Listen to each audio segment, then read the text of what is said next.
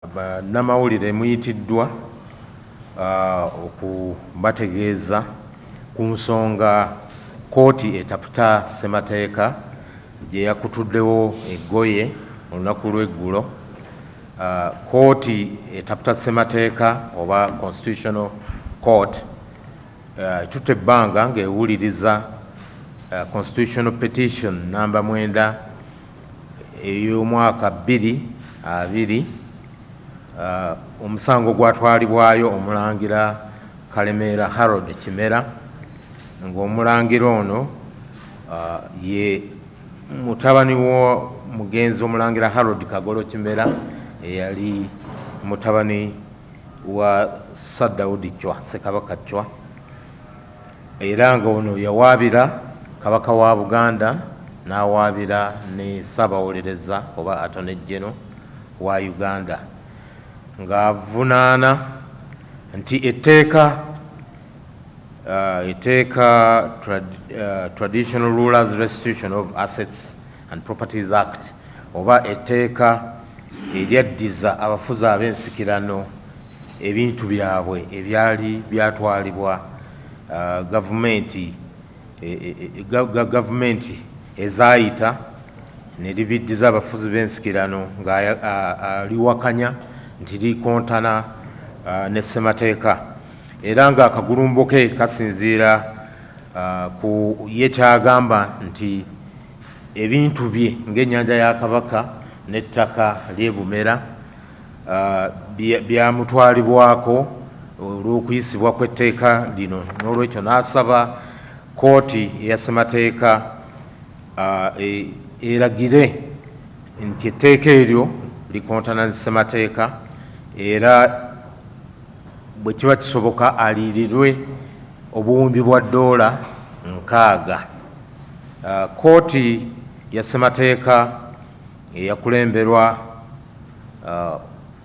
Deputy Chief Justice Buteera ng'eriko omulamuzi Bamugemereire, omulamuzi Kibedi, omulamuzi Mulyagonja n'omulamuzi Oscar Kihika, yasazeewo olunaku lw'eggulo awatali kwesalamu negoba omusango Omulangira Kimera ono gwe yali awawaabidde Kabaka wa Buganda wamu ne Ssaabawolereza wa Buganda, nekakasa nti etteeka lyakolebwa mu butuufu ate era n'ebintu ebyaddizibwa Kabaka byamuddizibwa mu butuufu mu mateeka, era Omulangira bw'aba alina kye yeemulugunya tajja mu kooti etaputa ssemateeka kubanga ensonga z'obugulumbo obufaanana bwe butyo zikolebwako mu kooti ndala. Kooti etaputa ssemateeka etaputa bwe waba waliwo okukontana kwa ssemateeka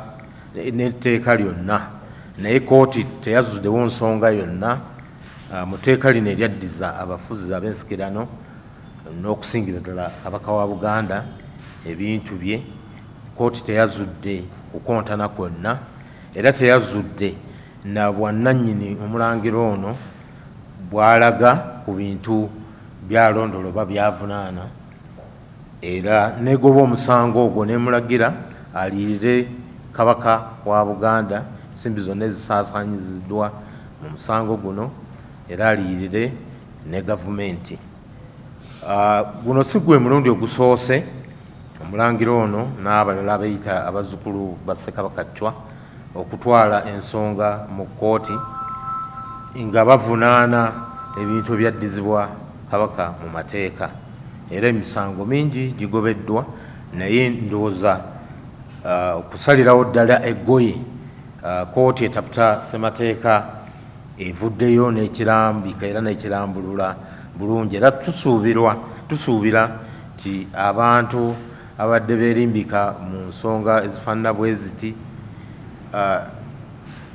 banagoberera bulungi kooti nga bwesazeewo okulekeraawo okutawaanya Ssaabasajja Kabaka eyaddizibwa ebintu bye mu mateeka, kuba abatwala ebisangosanga ebitaliimu ebifaanana bwe biti bajja kuvaayo n'akabalangulo balagirwe okusasulira n'okuliyirira Ssaabasajja oba n'okulirira gavumenti. Mwami Bugaya oyinza okwongera okuwa ekifaananyi ku bibadde mu musango guno ng'abadde ku ttiimu ebadde mu kooti, naye twebaza nnyo ttiimu ewolereza Obwakabaka olw'omulimu omulungi ogukoleddwa era ogukolebwa bulijjo. Tulabula abo bonna abaleeta ebisangosanga ebitaliimu ku Kabaka wa Buganda bakikomye, kubanga Kabaka alina ebyokukola bingi okukolera abantu b'okutumbula embeera zaabwe, ebintu bingi ebigasa abantu, naye abamumalira obudde mu kooti mu nsonga ezitaliimu tetujja kubalekeraawo. Tulina ttiimu oba giyite squad engumu eyeetegese okulwanirira Kabaka n'Obwakabaka ekiseera kyonna.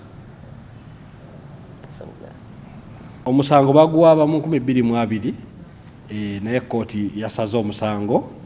Olunaku lw'eggulo ng'omukulu bw'agambye, kooti etaputa ensonga za ssemateeka yasazeewo eggoye ku musango oguludde nga gye guli, nga gwawaabirwa mu 2020 nga gwawaabirwa Omulangira Kalemeera Harold Kimera nga muzzukulu wa Daudi Chwa.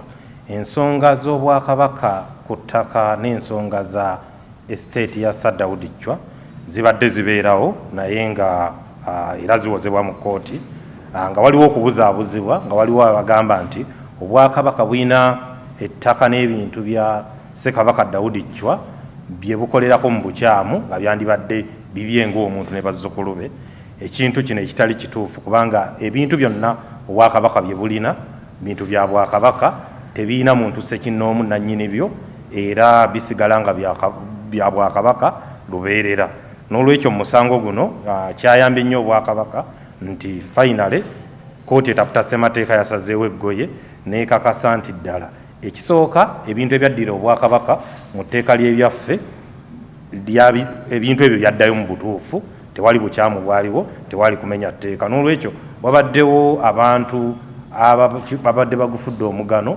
Oluusi tubadde tulaba ne minisita waffe wa state ow'ebyettaka Honorable Mayanja nga awandiika nnyo articles n'awakanya nnyo etteeka lino eryazza ebyaffe. N'olwekyo naye kooti yasazeewo nti etteeka eryazza ebyaffe tteeka ttuufu, ebyaffe byonna byatuddira mu butuufu. N'olwekyo argument zonna ezibadde ziwandiikibwa mu mawulire nga ne minisita oyo aziwandiika zonna kati kooti yazijunguludde n'eragira ddala nti ebintu ebyaddira Obwakabaka bya Bwakabaka weebiri, Obwakabaka weebuli.